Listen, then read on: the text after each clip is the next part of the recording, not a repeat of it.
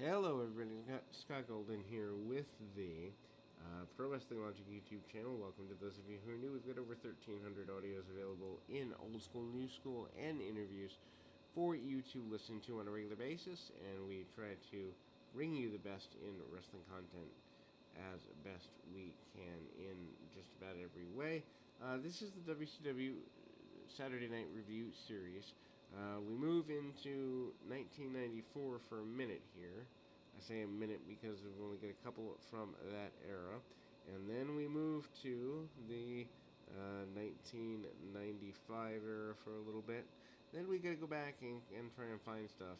In the 94, this is specifically November 4th of 94, which is the end of the first year with Hulk Hogan. Of course, Hogan comes in July, or actually probably comes in about June or so, but has his first match in July. So he's only been in for a few months, but you can see his friends are dominant. You can see that things are kind of goofy. We see last week on WCW Saturday Night the Three Faces of Fear, Kevin Sullivan, the Avalanche, and the Butcher are here. Of course, this is the time of wrestling where, in fact,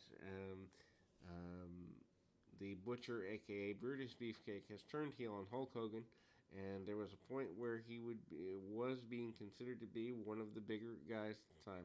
Bobby Heenan is here. Bobby Heenan has been announcing for WCW for a few months now. Gene Okerlund also here. Tony Schiavone takes a little bit of a backward step. Speaking of WCW turning into old WWF Friends Day, Hacksaw Duggan in an enhancement talent match here. Headbutts and wringing the arm of his adversary. Real basic stuff. Duggan, of course, winning the WCW United States Champion around this time. Duggan with hammerlocks and big body slams, and then eventually the clothesline out of the corner and the big knee. Duggan gets a squash win relatively quickly. Here, Hulk Hogan Hotline has been added. The WCW Hotline exists. The Hulk Hogan Hotline exists. Trying to rake people over for money at the very least here. Then we go to another enhancement match. This time, Harlem Heat facing off against a couple of enhancement talents, one of which I believe to be Joey Maggs and Bobby Hayes, no relation to Michael, as best I can tell, is here. Harlem Heat, by this point, are still heels. Sister Sherry, a major part of their act at this point in late 94. Real basic stuff, lockups and go-behinds, kicks, punches, and the like. Harlem Heat are major stars growing to be more major stars at the time. I think they have officially won the tag team titles at least once, if not more than that, by this point. Power Slam by Booker T along the way, and some basic stuff here. Continuation of Drill Down. They try to get more out of this match than they probably should, as the Harlem Heat basically cannibalize the enhancement talent for a couple of minutes here, trying to get things going in their way, slap to the face and real basic stuff. Nothing to necessarily write home about here, but suffice to say there are some pretty basic, moves. The Harlem Hangover double team maneuver get a victory for Harlem Heat in quick order. Hype for the upcoming Clash of the Champions. The hype for that includes the return of Mr. T. Yes, Mr. T, about 10 years too late here. Hulk Hogan and Sting are out doing promos here. This is about a month, maybe a little less, from the debut of the Macho Man Randy Savage, but Hogan is here. Evad Sullivan is here, otherwise known as the dyslexic brother of Kevin Sullivan. Yes, that is a thing. They promised to eliminate the Dungeon of Doom at the Clash. They do not do so, obviously, but it is what it is. Hacksaw Duggan talks about wanting to get his hands on Steve Austin again here. Part of the Clash too. Of course, the Austin thing, kind of a big deal at that point. I had forgotten that Vader remained as part of the program through '95. For some reason, I thought he ended soon after Hogan entered in '94. I was incorrect with my memory. And so we kind of go into another enhancement talent match here. Johnny B. Bad is the main culprit in that. Punches, kicks, a crucifix attempt. Bad is more athletic than given credit for. He goes for a series of near falls, doing less with the bad blaster type thing. Again, going for the crucifix a couple of times in the match. Don't know why they went back to it multiple times, but they did. Bad manages to get some shots along the way. He does get a quick, relatively anyway, victory. Johnny B. Bad kind of meandering around at this point, not necessarily having a lot going on, but one of the more athletic stars of the time period for sure, and that continues through his run ending in early 1996, believe it or not. Sting, they kind of show a rerun of him not liking the Faces of Fear rerun, hyped promo there.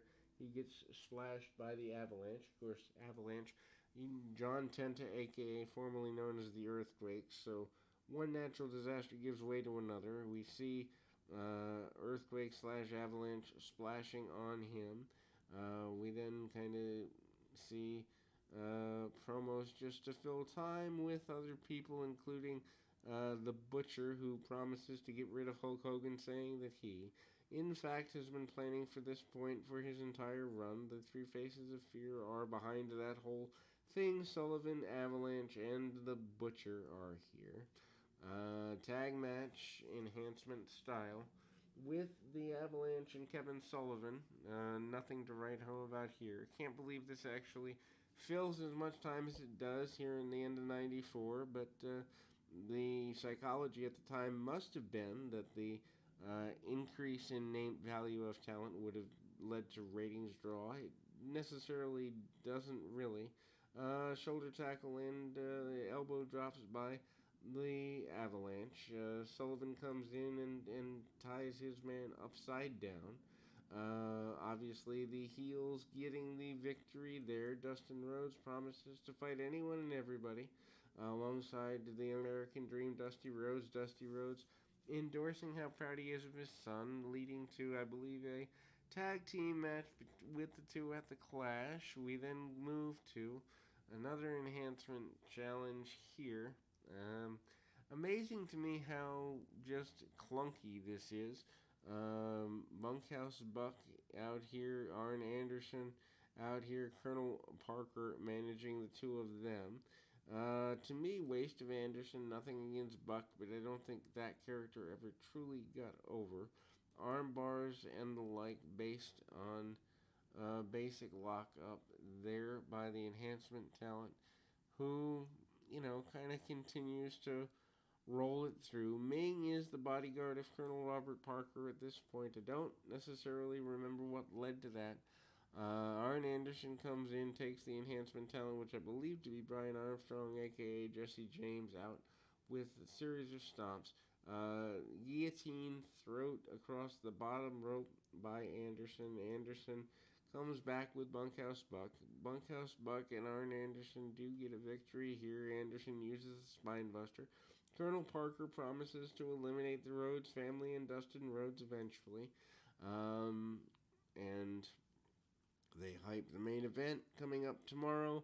I don't quite understand why they had two shows back to back when the A show, which is WCW Saturday Night, wasn't particularly great at the time. We then see the Patriot and Marcus Bagwell against Pretty Wonderful, the team of Paul Orndorff and Paul Roma. Pretty Wonderful, the team at the time. Patriot and Marcus Alexander Bagwell. Patriot takes the majority of the heat in the match, gets the ring cut off on him relatively early in things, and really basic style match, as basically it amounts to the Patriot doing a good bit of selling for punches, kicks, and bear hugs by the heels.